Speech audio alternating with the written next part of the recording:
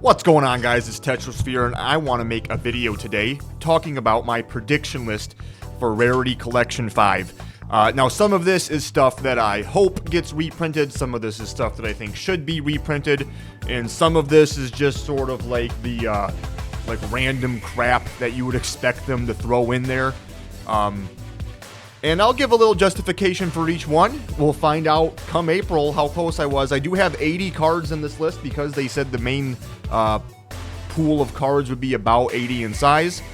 Starting with the 4 that they confirmed: Chaos Angel, Fenrir, Umbral Horror, and Combined Creation. So those are obviously the gimmies, and then we have 76 more from there.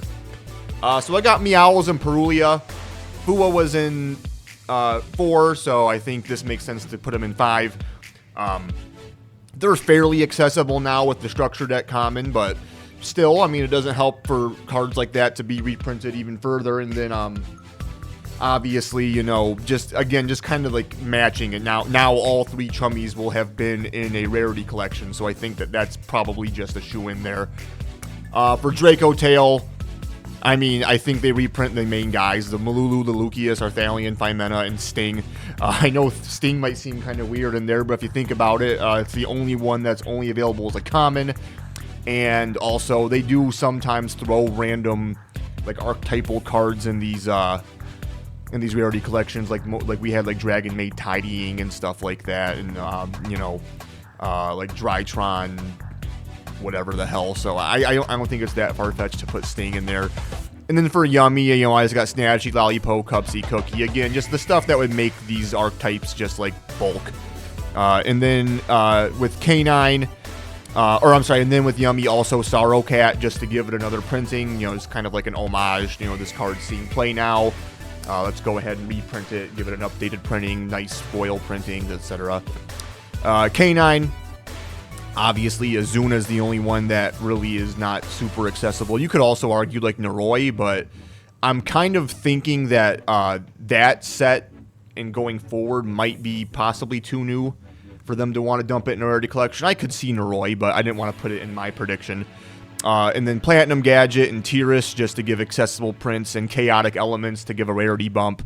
All of these are just for K9. And the variants, which we'll get into some variant cards down below as well as we continue through the archetypal cards. But now, other than the deck building, let's get into the just kind of other archetypes that they might want to make more accessible and or give Rarity bumps. So, Ether Barrel and Lordly Load I have here for Primite. I mean, neither one of them got Starlights in the Battles of Legends or whatever, so they seem to be pretty intent on having people play Primite, so I think they'll give it even more accessible printings here. I have Sky Striker Ace Azalea. We know it could use a reprint, and they have the upcoming structure deck, so why not? Lunalite Gold Leo. I do believe this would make the entire Lunalite deck bulk except for Heavy Polymerization, which I don't actually have Heavy Poly in here, but I could see Heavy Poly. Or do I? This might be an ADHD moment. You guys will find out together with me if Heavy Poly's in this list, but I could see Heavy Poly going in here too. Albion the Sanctifier Dragon. Again, just to give it an accessible print, it would make branded all bulk now, to my knowledge. Crowley the Gifted Magistus. That was the one that just got the secret rare. We know we're getting Spenta, so why not give even more accessibility to some Magistus stuff to make Spenta a bit more of a chase card. No Punk Rising Scale, I believe, is the only non-bulk Punk card, so that would make the entire Punk deck very accessible. Again, she only has that print in Battles of Legends. I have Mitsurugi Great Purification in here as the only Mitsurugi card. They are getting the structure deck. I kind of doubt they make Great Purification foil in that structure deck, unless it's another thing like the Chronicles was, where it's all foil. But, yes, similar to Draco Tail Sting, just like a random archetypal trap or archetypal engine piece one of to give it like a nice bulk, or not bulk, a nice foil print. And then I have King Sark and Emseti, again, just to make that package a little more accessible.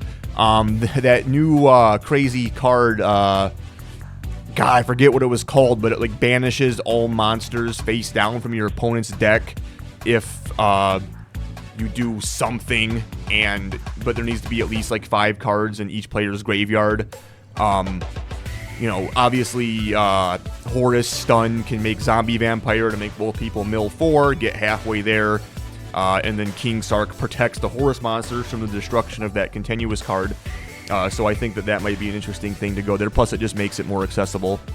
Some Blue Eye stuff. Lightstorm is obviously only available as a common, so give that some nice foil prints. And Blue Eye's Ultimate Spirit Dragon, so far it just has the World Champion pack and the Structure deck.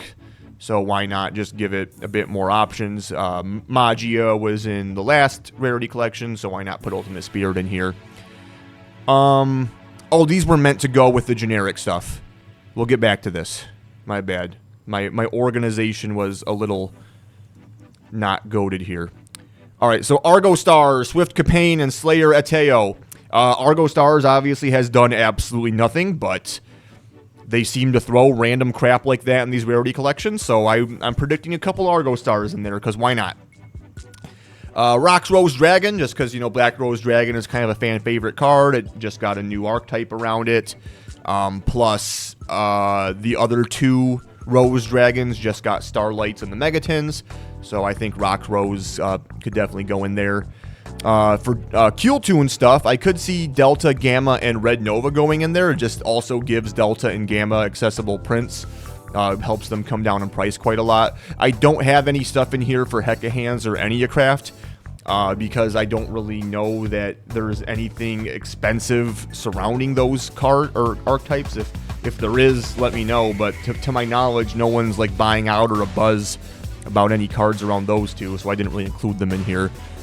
I think you put Tract and Lacrima in here just to put it to rest. Fiendsmith would be super, super duper affordable for the rest of the time. So Fafnir, Stolfador, Tristaros, and Cyber Dragon Red Nova as the nod to Crystron. Nova is kind of like one of those weird cards that's like $2 or $3 for the common because it's just so ubiquitous, but also doesn't really have enough prints to keep the commons down in price. So I think also with the fact that Infinity was just in Rarity Collection 4, Nova going in 5 can make a lot of sense.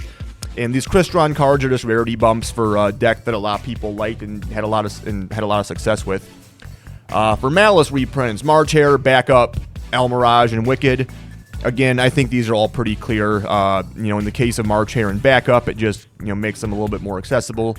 And El Mirage and Wicked could use some more prints, some higher rarity prints. Like Wicked's only a common, so why not give the opportunity for people to get a Starlight?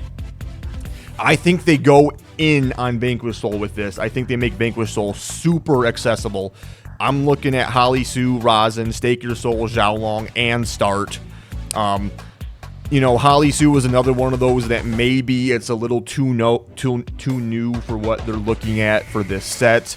But I just think that it is the Vanquish Soul archetype is just prolific enough, beloved enough that it would really, really drive this set and make this set a total banger if they really went heavy on the Vanquish Soul here. So I'm predicting a lot of Vanquish Soul reprints.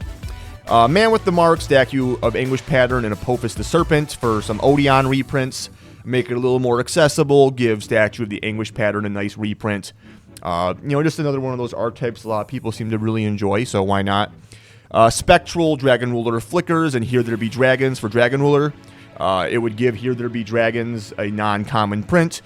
Another one of those random archetypal one-off engine pieces that they throw in the set. And then Spectral just comes down in price a little bit, so why not? Therian King Regulus, Infinitrack Earth Slicer, and Urgent Schedule. We know a lot of people like Earth Machines. We know Earth Trains is getting support in the very near future, so why not throw some of that crap in here, huh? Flowering Etoile, the Melodious Magnificat. They were very nice to Melodious in the Mega Pack. A lot of the commons got bumped to ultra rares, but Etoile still only has a super printing, so I'm putting it out here. They're going to give us a Starlight for Etoile. Melodious fans rise up. It's one of my favorite decks. I know a lot of people love this, so I think they put some Melodious in there. And now for the one-off, just like staple pieces. Dominus, Impulse, and Purge. I think it just makes sense. 7th Tachyon. Ascension was in Stampede, so Tachyon going in 5 makes sense. Harpy's Feather Duster, Double Cyclone. Double Cyclone only has commons, so and it's seeing play right now, right? So I think it's another one of those cards. You know, MST was in a previous Rarity collection. Just one of those cards like that. Valon, because this is the Psychic Skyblaster, just because he only has the common and it's everywhere. That card is great. In YuGiOh as an Ultimate Slayer or Dogmanica Punishment Send. Just phenomenal card. I think they give it some love.